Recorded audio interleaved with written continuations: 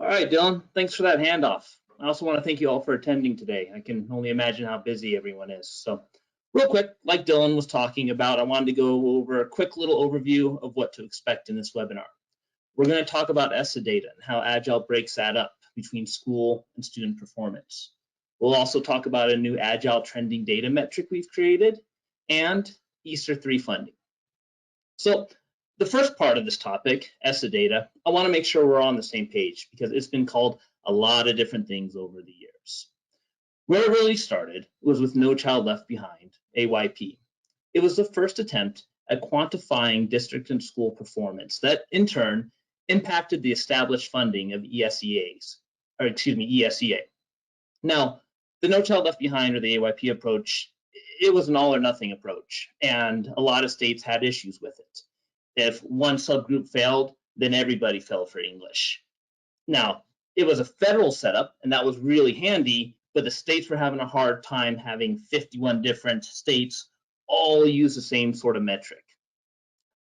And because of that, it's evolved into ESSA data.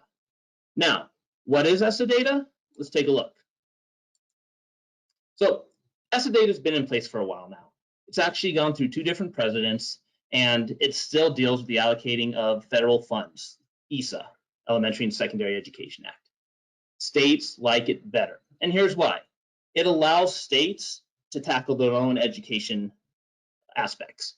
What that means is instead of having an all or nothing approach, they can set up however they want. They can make sure that they're bringing in different metrics to decide if a school is successful or if a district's successful.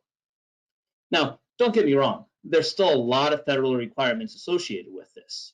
And the way Agile likes to look at this is there's kind of 2 different ways to look at ESSA requirements that the states report. The first is school performance. And what that is generally, it's a single metric that encompasses the entire school and how it's doing. You know, a lot of different data points can go into that metric, i.e. attendance, how students and teachers feel, even parents, proficiencies at different grade levels and different subjects, grad rates, SAT scores, test participation. Every single state gets to decide their own academic scale for school performance. And that's really, really handy because, again, the states have that freedom now with ESSA. The other part that Agile really likes to focus on is student performance. And this is where ESSA has a lot of requirements. They require that English, language arts, and math get tested every year, 3rd through 8th grade. There's also testing requirements on science, once in high school, and generally in 5th and 8th grade as well. Now, states can add on to that also. They can do things like social studies and writing, but please keep in mind, this is a really, really high level because ESSA goes into a lot of details on which subgroups need to be reported on and which demographics need to be reported on. So we're taking a really, really high look at this to make sure there's a broad understanding. So, you know, there's pros and cons to this approach. With No Child Left Behind, it was one data source, super easy to collect and report to our clients. Now, there's 51 different ways to collect the data and report the data. It's made it a little trickier. Great for the states, trickier for data collection. So what did we do to make sure we could get that data? Well, we had to look at the data and information available out there. And where it really starts was with data collection. We had to reach out to every single state and DC and comb through their different web pages. What that did is that created multiple files we had to source to make sure we could get that data. Sometimes as many as 30, 35 files for a single state. Then within those files, depending on the state, there could be quite literally thousands of data points to comb through. And that's when you could find the information. Sometimes you couldn't even find the information. You knew there was supposed to be 3rd through 8th testing for English language arts, but you couldn't find it. So we made sure we reached out at the state DOE levels and ensured we were collecting and reporting everything available. Now, there was a silver lining to that. Because we've been doing it so long, we've actually developed some really good relationships at the state level. And where this helps out is when we see numbers that don't quite seem to add up, or when we think there's missing data.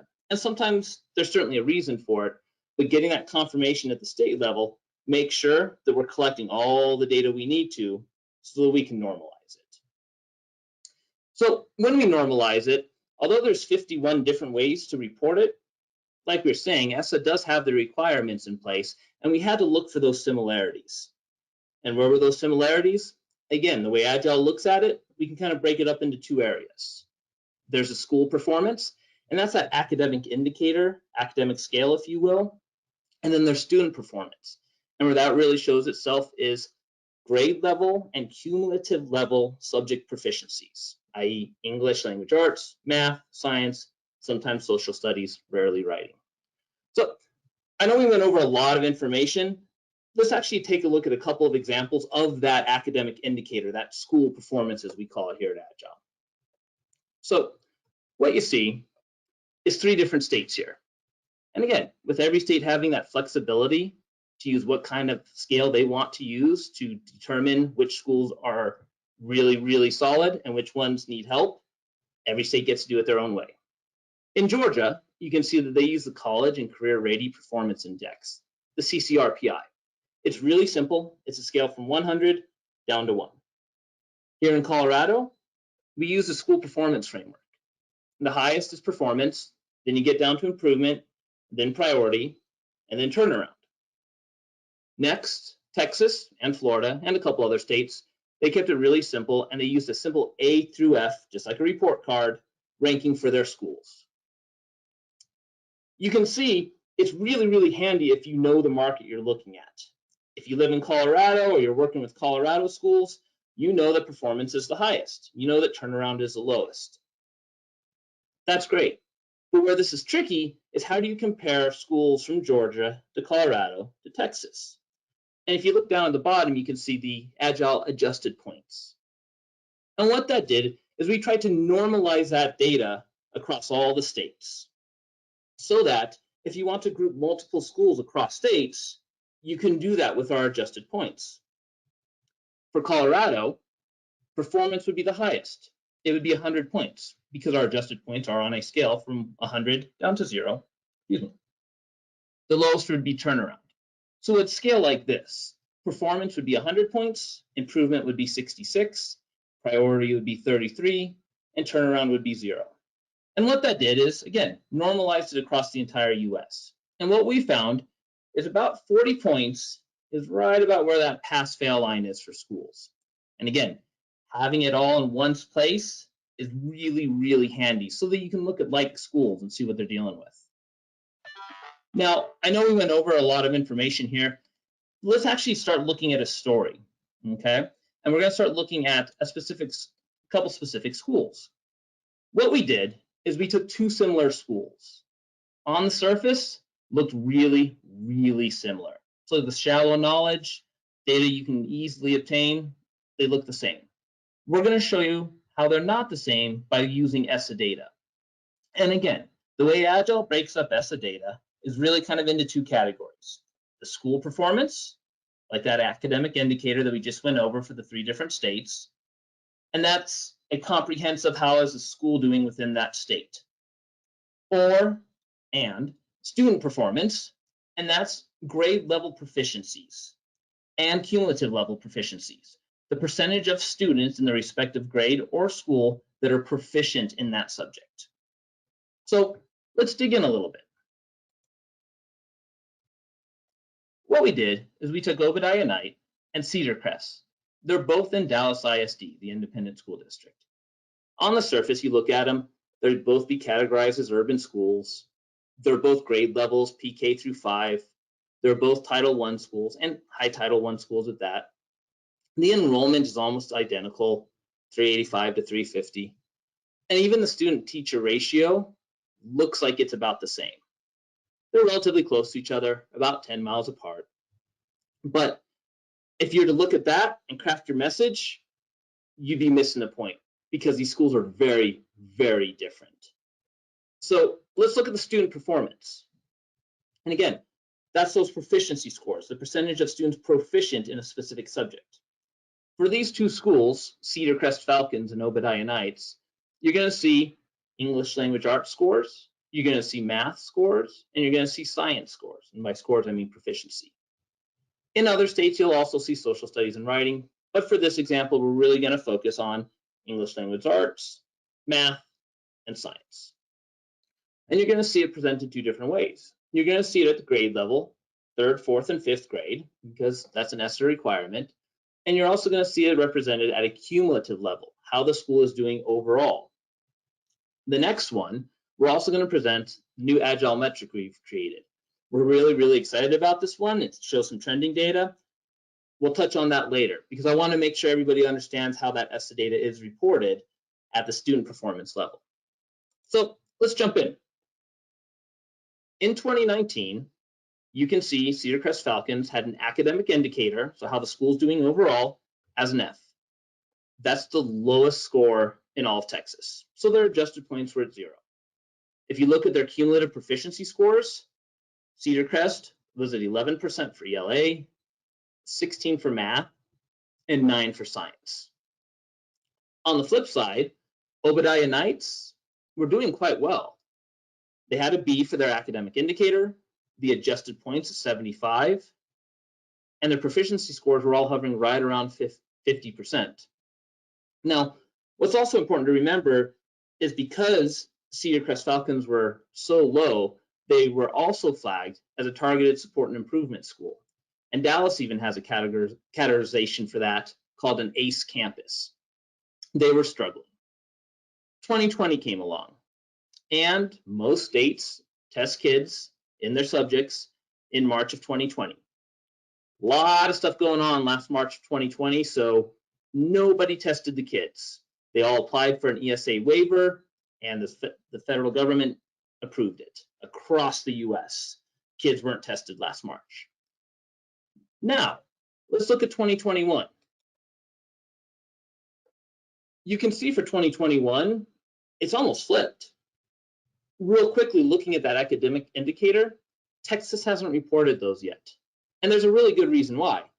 All those different data points they need to use, well, they weren't able to get all of those. So they just simply didn't report the academic indicator this year. However, they certainly tested for ELA, math, and science. And if you look at the scores, Cedar Crest has done a great job. They've shot up nearly 20% in ELA, almost 30% in math, and increased in science. Now, Obadiah Knights, on the other side of the coin, they've dropped. And in ELA, quite significantly, nearly 30%. They've dropped in math as well, and they stayed pretty much the same in science. So this is kind of painting a high level. Let's go down even a little lower now, because ESSA data will also show you grade level proficiencies. And I know there's a lot of info on this slide, but the important points are, look at 3rd and 4th grade for Cedar Crest back in 2019. They were at about 6% proficiency. 6% of their 3rd graders were at grade level for 3rd grade ELA proficiency. About 6% for 4th graders. 5th grade, they're around 20%. And it gave that cumulative of around 11% that we saw on the previous slide. Looking at math, higher, but still not where it should be. As opposed to 2021, 3rd graders were significantly up from 6% to 34%. That's great. You know, similar gains in 4th grade, and you see the gains in math and science as well. Obadiah Knights, well, they dropped. And unfortunately, that's kind of the norm with the data we've been able to collect so far.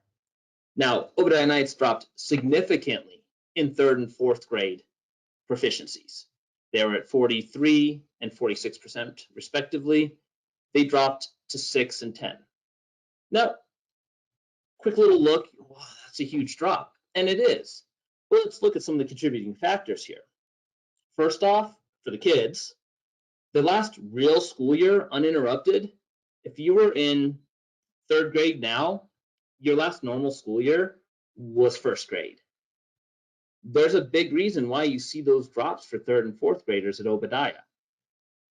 They weren't ready to take those tests because they hadn't experienced what we would consider a normal school year. But Cedar Crest does show some interesting data, and we're going to find out why it's interesting when we start talking about the story. But for right now, we've dug in really, really deep. We've seen some grade level proficiencies. We've seen some cumulative proficiencies in the academic indicators. And if you really want to dive in, that data is available. Agile presents it, ESSA requires it, and you can gain access to it. If that's a little too deep of a dive for you, well, this is where our new trending learning recovery process comes into play. Now, what we did is we kept it really, really simple. We showed where they are going with cumulative ELA trending, math trending, and science trending. And again, at a really high level, super simple to see. Cedar Crest Elementary, they've experienced learning gains in English and in math. Science, they're neutral. Now, for those of you that are remembering all the details, well, technically they jumped from 9 to 11. Looking at the multiple years of past data, you normally saw a variance of about 5%, give or take. So when we were creating this metric, if it was within plus minus 5%, we decided, you know what, that's neutral. That's kind of expected year over year. What's not expected is what you saw at Obadiah Nights, where they experienced significant learning loss in ELA and math, at least in normal school years. And what this does is this takes really broad strokes and says, these people are going up, these people are going down. They have experienced learning loss. There's an opportunity for learning recovery. Okay. Now, why this is so important, these learning gains and learning loss, is because learning loss really ties into ESSA funding. And we'll touch on that a little later, but I want to make sure we're all on the same page with the story and what the data really shows. So the best thing to do here is by looking at this data, you can relate to their story. Cedar Crest is a success story. It's the exception to what we've been seeing across the US. And quite honestly, I saw all the data, but I wanted to hear the story. So I actually called them and I talked to them. The office manager, she was super polite. And I said, you know, looking at some of these metrics across Texas and even in Dallas within specific schools, you're one of the success stories. What happened? And, you know, she pointed out things that our data shows. She talks about them, well, they were one of the lowest schools within Dallas and within Texas. And what that created is, one, in the last 2 years, they had a 75% churn in staff. And they also got a new principal. Well, that churn in staff and that new leadership, it motivated and re-energized a dedicated staff. Another really important part is they got appropriate funding to invest in what many would consider a failing school at the time. And what they did is in 2019, they said, all right, here's our plan, we're gonna set it, and we're going with it. They were prepared, no matter quite literally what was thrown at them, that they were gonna create the culture and they were gonna excel regardless of outside influences. And again, it was so nice talking to the office manager because she was just beaming. You could hear it over the phone. She was excited. She was proud of what they've accomplished, and she absolutely should be. She gave all the credit to her staff and her students, and she just kept on saying they created the right culture that they were going to succeed. Now, Obadiah, unfortunately, with COVID, that's pretty much the norm. We're seeing significant learning loss across the nation for the states we've already collected. Now, another story I want to bring up real quick is when we looked at ESSA data years ago and we looked into Colorado. Colorado, we reached out in Denver to schools, quite similar.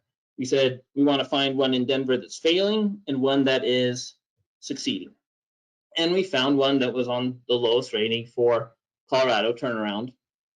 And we called the principal and we talked to him. And we said, you know, what keeps you up at night?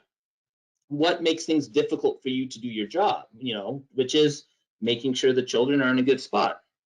He said, honestly, Mike, our concerns, one, I have to calm staff down weekly that they're going to have a job next year.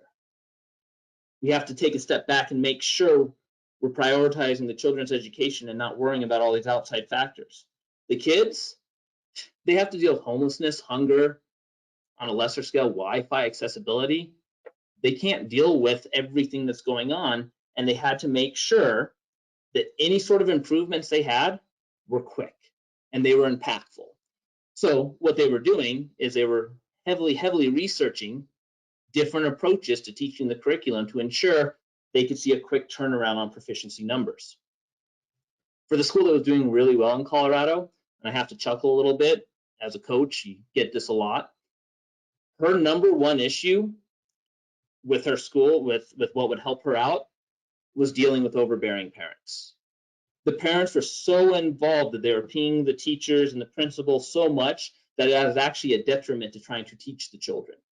They simply needed some sort of software that allowed the parents to check all the information they're asking the teachers electronically online.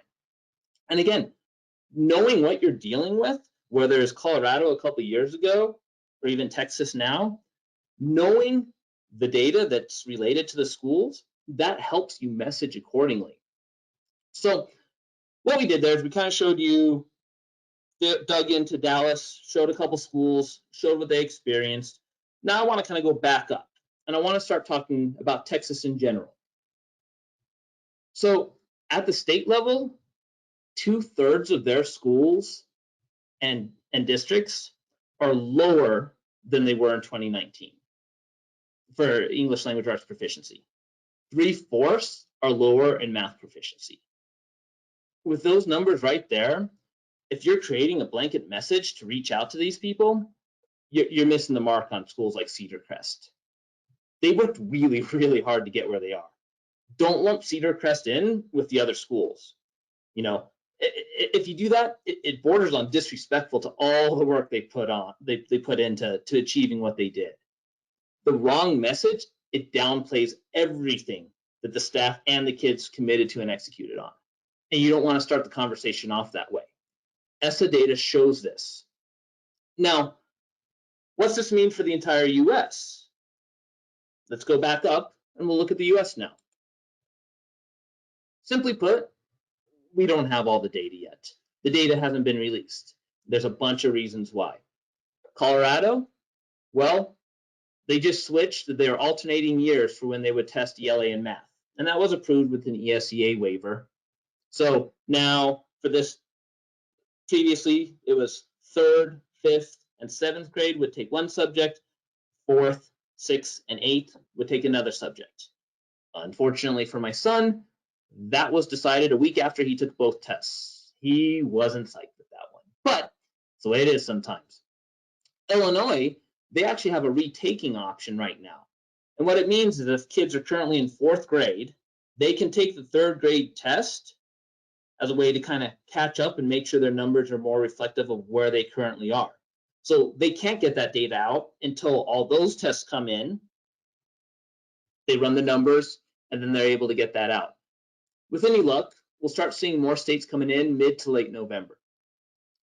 Now, the states we have been able to collect, Florida, Texas, North Carolina, Minnesota, we're seeing significant loss, okay? Nearly 90% of the institutions within those 4 states are lower for their ELA cumulative proficiencies.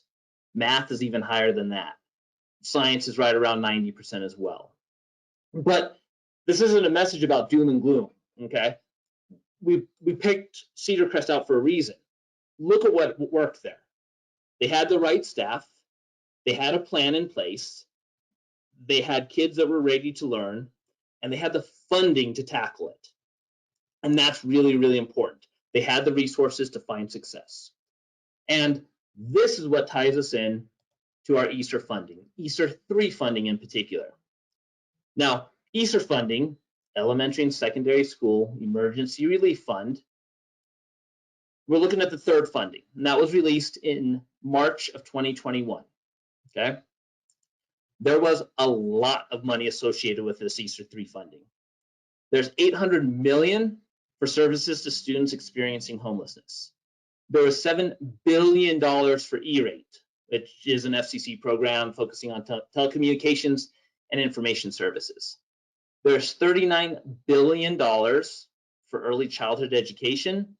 And here's the big one, $180 billion for education. Now, how did that $180 billion break out for education? let's take a look. With ESSA 3 funding, you can see that $40 billion went to higher education. You can also see that special education was around $3 billion and non-public was a little under $3 billion. The bulk of this funding went to the K-12 public school universe. $123 billion has been allocated to K-12 schools, public K-12 schools, excuse me. So what are they allowed to do? How that money break down? Again, let's dig a little deeper now. For the funding breakdown, the distribution of funds, it's primarily based on Title I. So 90% of the funds to the ELAs are based on Title I, Part A grant. Okay, how it can be spent? First off, these funds need to be spent by September of 2024. They can't sit on the money. And 20% of it needs to be used for addressing learning loss or learning recovery. So I like a good story. Let's go back to Dallas real quick. Dallas received over $500 million in their ESSA 3 funding. That means over $100 million has to be used to tackle learning recovery or learning loss. Okay. Side note, Agile, we have all these data points too. We have estimates for the amount used for learning loss and the overall ESSA 3 fundings. We also have 2 and 1, but one's already been spent. With that in mind, this breaks out to thousands of dollars per student in Dallas.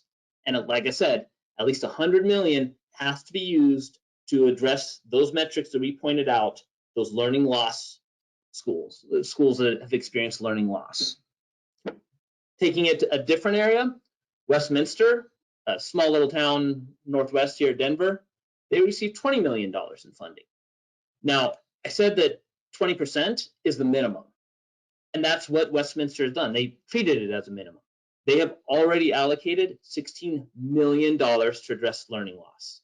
And they've done a couple interesting things, but one that I thought warranted a mention is they're already working with the Boys and Girls Club to help address that social and emotional aspect of education loss.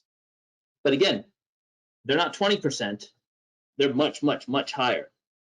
So what can these funds be used for? There's a lot of freedom in there, okay? Some are tackling it with summer school, after school programs, tutoring, teacher recruitment and retention, because we're seeing a lot of churn there, okay? And we've seen even examples of districts submitting new stadium proposals because the argument is that will bring students together and again tackle that social and emotional aspect. So what it means, there's a lot of freedom in these. Okay, you can get furniture. If it helps the students and helps the teachers, this money can be used there. And what this really means is looking at ESSA data, looking at ESSA data, tying this all together, looking at the learning loss and opportunity, and by identifying the right schools, you'll know if they have ESSA funding, if they have ESSA funding, and it helps you craft the right message so that you can engage in a meaningful and important connection with your prospective clients. All right. Thank you everyone for coming and your participation. And thank you, Mike, for a great presentation.